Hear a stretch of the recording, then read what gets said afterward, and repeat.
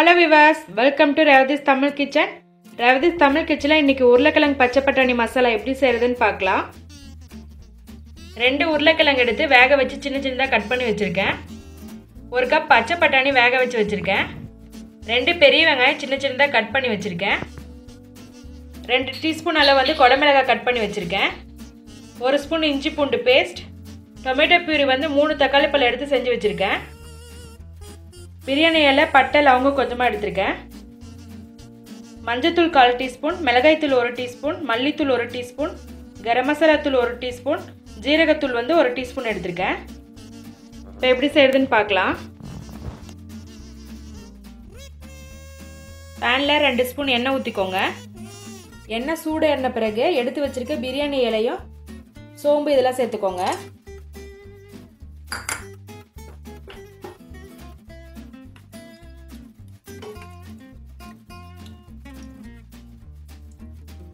அடுத்ததா இஞ்சி பூண்டு பேஸ்ட்,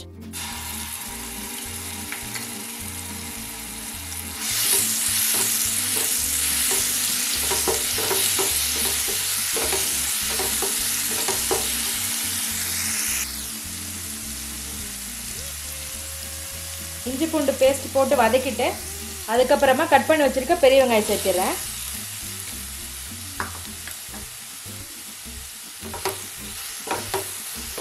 வெங்காயம் நல்லா வதங்கட்டும்.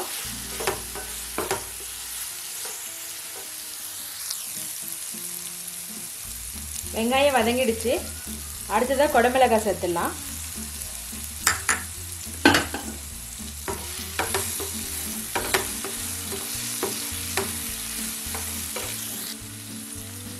கொடமிளகாய் சேர்த்து வதக்கின பிறகு ரெடி பண்ணி வச்சிருக்க டொமேட்டோ பியூரி சேர்த்துறேன்.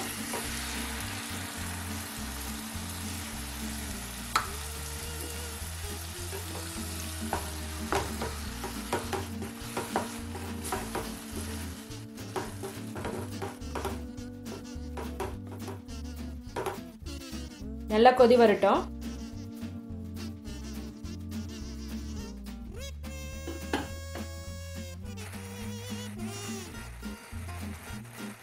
நல்லா கொதி வந்த பிறகு மசாலா ஆட் பண்ணிடலாம். எடுத்து வச்சிருக்க மசாலா எல்லாம் சேர்த்துறேன். அது கூடவே உப்பு தேவையான அளவு சேர்த்துக்கோங்க. மசாலா சேர்த்து நல்லா மிக்ஸ் பண்ணி விட்டு ஒரு 2 நிமிஷம் வந்து நல்லா கொதிக்க விடுங்க. அப்பதான் மசாலாவோட பச்சை வாசனை எல்லாம் போகும்.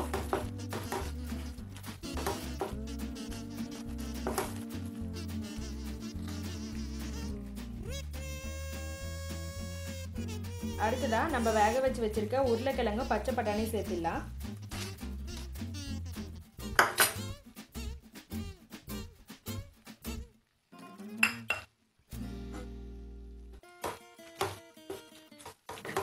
மிக்ஸ் பண்ணி விடுங்க.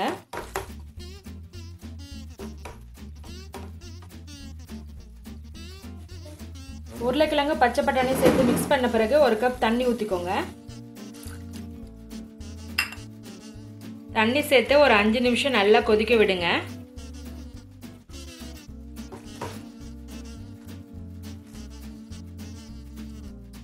நல்லா கொதிச்சிருச்சு.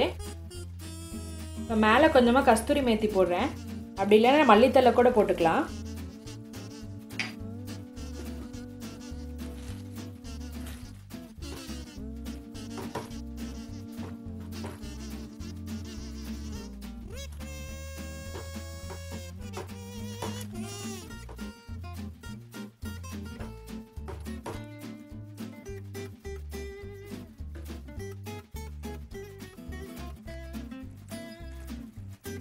டேஸ்டான உருளைக்கிழங்கு பச்சை பட்டாணி மசாலா ரொம்ப ஈஸியாக பண்ணிட்டோம்.